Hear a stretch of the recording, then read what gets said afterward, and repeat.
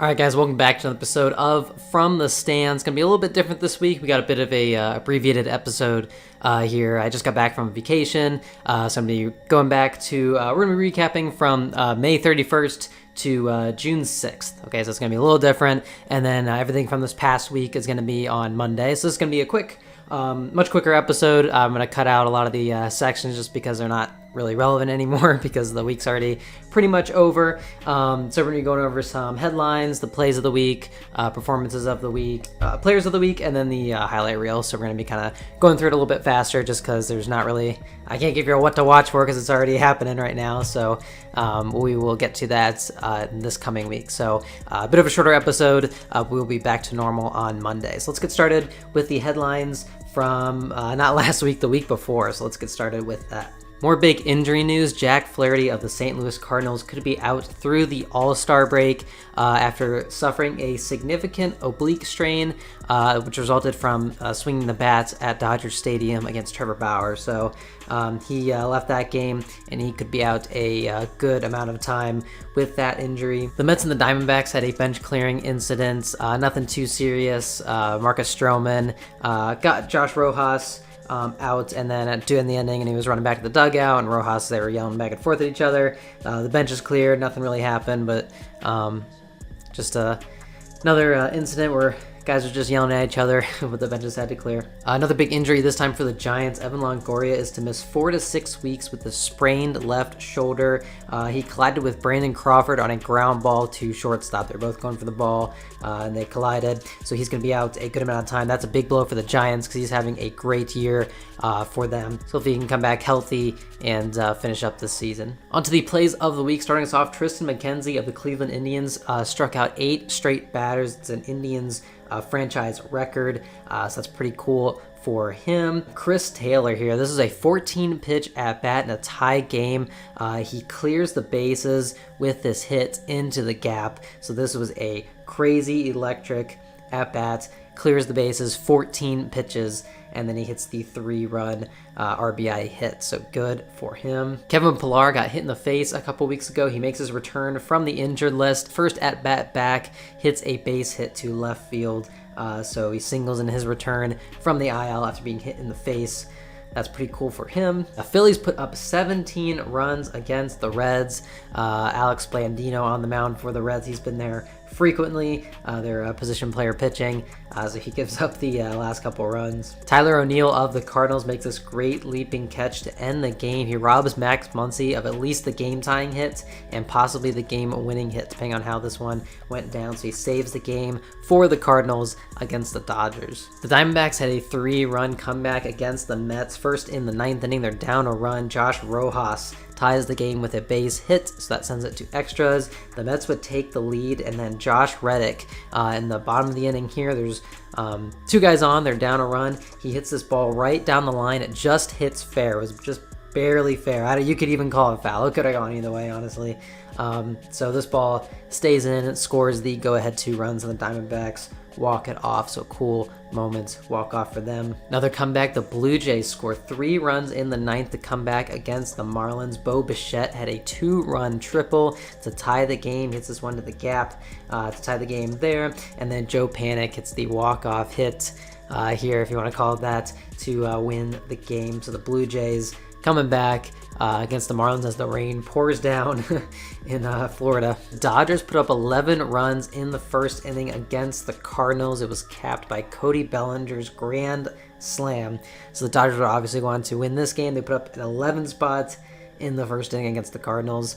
Speaking of first inning runs, the Royals put up 9 in the first inning against the Twins. This one was capped off by Whit Merrifield's 3-run home run. So lots of first inning runs. Shogo Akiyama of the Reds makes a clutch sliding grab to end the game. This ball hit to center field. There's 2 runners on, so he takes away the possibly the 2-run hit here with the sliding catch to end the game. Another big offensive performance. The Orioles put up 18 runs against the Indians. This was a game that the Indians could not get anybody out, including Cedric Mullins. He was just raking in this game. So Orioles put up 18 against a good pitching team in the Indians. The Minnesota Twins turned a triple play on a popped up bunt attempt. So this one pops up to first base. Miguel Sano grabs it, throws it to second, and they turn the triple play with the return throw to first base. The Twins turning a triple play there. Adam Engel hasn't played yet this season until this game, and his first game back on a ball hit to center field looks like it could be a home run, but he goes up and robs it again. This is his first game back,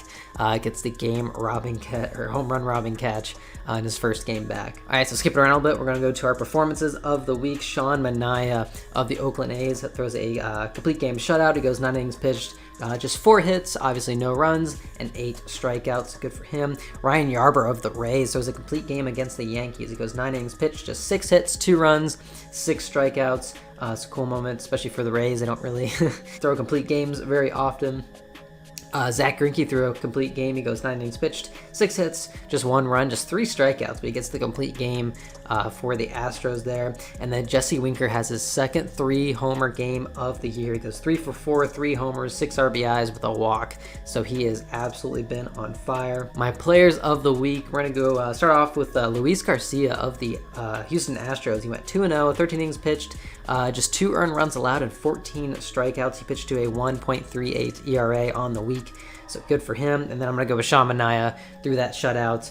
9 innings pitched, obviously 8 strikeouts, didn't give up a run in his start. My AL hitters, I'm going to go with Eric Haas of the Detroit Tigers. He hit .438 with 5 homers and a 1.964 OPS. He was crushing the ball coming up for the Tigers. And then Cedric Mullins has been good all year. He hit .542 this week. He went 13 for 24, 2 doubles, a triple, 3 homers, 1.690 OPS for Cedric Mullins. My NL pitchers are going to be your Jacob deGrom. He was 2-0, 13 innings pitched, didn't give up a run, just 1 walk, 19 strikeouts in 13 innings pitched. That's really good for him. Corbin Burns, 13 innings pitched, he gave up just 1 earned run. He struck out 20 batters, 20 strikeouts in 13 innings in a 0.69 ERA. So he had a great week as well. And then my NL hitters, you might have heard of this guy, Patrick Wisdom, hit .435, 10 hits, 6 home runs, 9 RBI, 1.719 OPS. He had a couple multi-homer games, so he's been coming up crushing the ball. And then Andrew McCutchen hit 500, hit a pair of doubles, 3 homers, 3 walks, and a 1.766 OPS. And our final section for this week, again, this abbreviated episode, we're going to go with the highlight reel. The Mariners pulled off a 2-run comeback in the 10th inning. Ty France tied it up with an RBI single, and then Tom Murphy had a walk-off sacrifice fly. I'm sure you guys saw his face in the celebration. That was a great reaction. Clint Frazier hits a walk-off 2-run home run in the 11th to beat the Rays. The Yankees are struggling this series, so Frazier kind of salvages this game for him to win it in extra innings. Ketel Marte falls down after swinging at a slider from Miguel Castro. This ball broke. I don't think he figured this ball was going to break this far inside. Gets the swing and then falls down, just kind of stares at him on the ground. So that's kind of a fun pitch. Fernando Tatis Jr. hit a home run off of Mason Williams' glove in center. Williams actually made the catch, and then his glove went over the wall and it slipped out. So Tatis had a home run there. Cardinals put off a great relay to throw out a runner at home, and this ball hit to center. Dylan Carlson to Tommy Edman to Yadier Molina. This ball hit to center field. They get the runner at the plate, so cool relay there. Yermin Mercedes walks off the Tigers with a base hit to left field. He snaps an 0 for 25 streak. He has been struggling after his hot start. He gets the walk-off base hit on this ball that was so far inside. I don't know how he hit it. It's a cool moment for him. Chad Pinder hits a 462-foot home run. This guy hits sneaky long home runs. If you've seen his home runs from years past, he hits the ball really far. So he hits this one 462. More Fernando Tatis Jr. highlights. He snags this one hopper from James McCann on this ground ball here and then gets the throw to first. So this is a great stop to make the play there. Brandon Drury, and this is the same game on this ground ball to third base. He tags the bag and then makes the great throw to first base to turn the double play and escape a big jam for Marcus Stroman. And then finally, in the final game of the Red Sox-Yankees series, Xander Bogaerts knocks in the go-ahead runs with his 2-run single that would put the Red Sox ahead. They would go on to win this game. Of course, it was after that strike 3 call that was a good 6 inches outside. I'm sure you guys have all seen that, so that was important to put the Red Sox ahead in their sweep of the Yankees at New York. That's going to do it, guys. I know this is a really quick episode. I just wanted to go over some stuff instead of ignoring it all and then just going on to the next week. So I know a little bit quicker. I've been super busy, so I was trying to just put something together for you guys, and I will be back to normal on Monday. So I will see you guys then for the next episode. Thank you guys for watching. I will see you guys later.